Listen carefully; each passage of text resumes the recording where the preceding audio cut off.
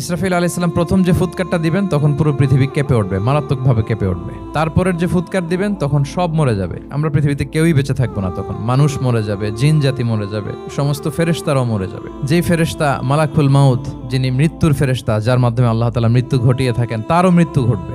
এত ভয়ঙ্কর একটা চিৎকার দিয়ে মালাকুল মাউত জগৎ থেকে বিদায় নিবে। আল্লাহর হাবিব সাল্লাল্লাহু আলাইহি ওয়াসাল্লাম বলেন, ওই ভয়ঙ্কর চিৎকার যদি পৃথিবীবাসী শুনতে পেত তাহলে আলাদা করে ইসরাফিলের সিঙ্গার ফুৎকার দেওয়ার প্রয়োজন হতো না। প্রতিটা মানুষ তাদের কানের পর্দা ফেটে মুহূর্তেই লাশ হয়ে পড়ে যেত। এরপর কেউ যখন থাকবে না, আল্লাহ তাআলা ইসরাফিল আলাইহিস সালামকে আবার জীবিত করবেন। আবার জীবিত হয়ে তিনি লাস্ট 3 নাম্বার হুইসেলটা দিবেন। তখন জমিন থেকে সব মৃত লাশগুলো আবার জীবিত হয়ে দাঁড়াতে শুরু করবে, আবার সবাই উঠবে। আল্লাহ তাআলা ওনাকে সৃষ্টিই করেছেন এই বিশাল হুইসেলে একটা ফুৎকার দেওয়ার জন্য, আর কোনো কাজ নাই। সৃষ্টির পর থেকে আজ অবধি বিশাল হুইসেলটা নিয়ে আল্লাহর আরশের দিকে তিনি তাকিয়ে আছেন, পলকও ফেলেন না চোখের, যে কখন আল্লাহ তাআলা অর্ডার করবেন, করার সাথে সাথে ফুৎকার দিবেন তিনি।